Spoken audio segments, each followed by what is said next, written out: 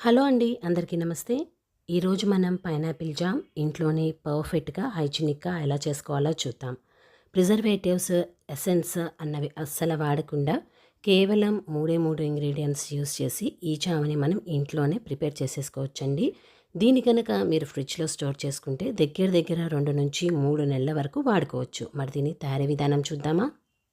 ముందుగా బాగా పండిన పైనాపిల్ ఇలా పీల్ చేసి తీసుకోవాలండి. మనకి పైనాపిల్కి నల్ల చుక్కలు వస్తూ ఉంటాయి కదా, ఆ నల్ల చుక్కలు అన్నవి రాకుండా ఇలా నీట్గా వాటన్నిటినీ క్లీన్ చేసి మనం తీసుకోవాలి. ఈ పైనాపిల్ ఇలా కట్ చేసుకున్న తర్వాత మనం వెయిట్ అన్నది చెక్ చేసుకోవాలండి.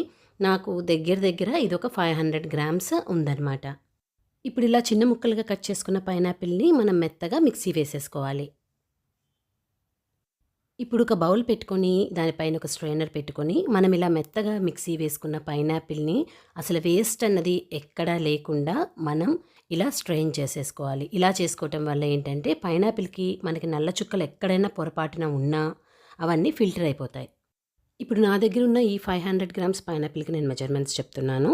ఈ 500 గ్రామ్స్ పైనాపిల్కి ఎగ్జాక్ట్గా half of the amount like 250 grams అన్నది మనం పంచదార వేసుకోవాలి. కానీ నా దగ్గర ఉన్న ఈ పైనాపిల్ చాలా స్వీట్గా ఉందన్నమాట. కాబట్టి నేను కేవలం 200 గ్రామ్స్ మాత్రమే వాడుతున్నాను.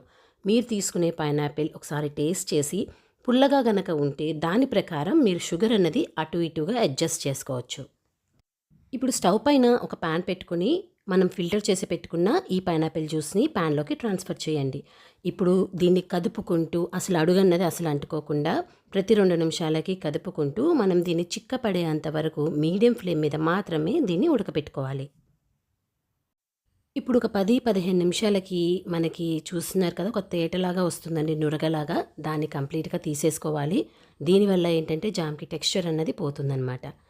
ఇలా మొత్తం తీసేసిన తర్వాత మీరు నోటీస్ చేస్తే మనం వేసుకున్న జ్యూస్ అన్నది కొంచెం చిక్కపడిపోయిందండి. ఇప్పుడు ఇలా చిక్కపడిన జ్యూస్లోకి మనం పంచదార అనేది యాడ్ చేసుకోవాలి. నేను ఇందాక చెప్పాను కదా, పైనాపిల్ నాకు చాలా స్వీట్గా ఉంది కాబట్టి నేను 200 గ్రామ్సే వేసుకున్నాను.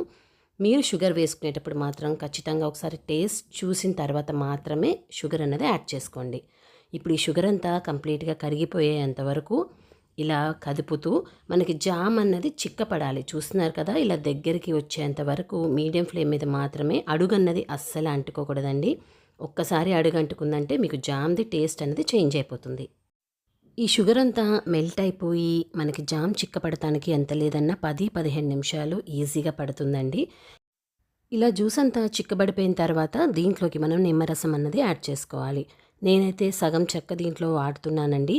మీరు పంచదార కానీ నిమ్మకాయ కానీ మీరు తీసుకున్న పైనాపిల్ టేస్ట్ ప్రకారం అడ్జస్ట్ చేసుకోవాలి. ఇదొకటి మాత్రం బాగా గుర్తుపెట్టుకొని జామ్ అన్నది మీరు ప్రిపేర్ చేసుకోవాలి.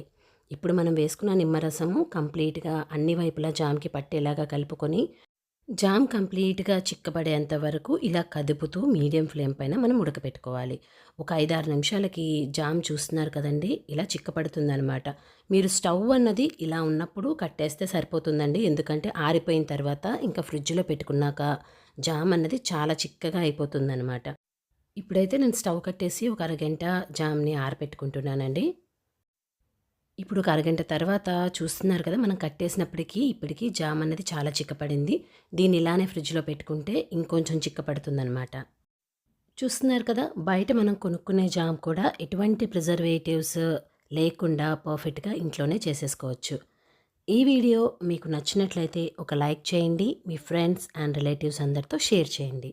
ఇలాంటి మరికొన్ని సింపుల్ అండ్ ఈజీ రెసిపీస్ కోసం మన ఛానల్ సబ్స్క్రైబ్ చేయటం మర్చిపోమాకండి.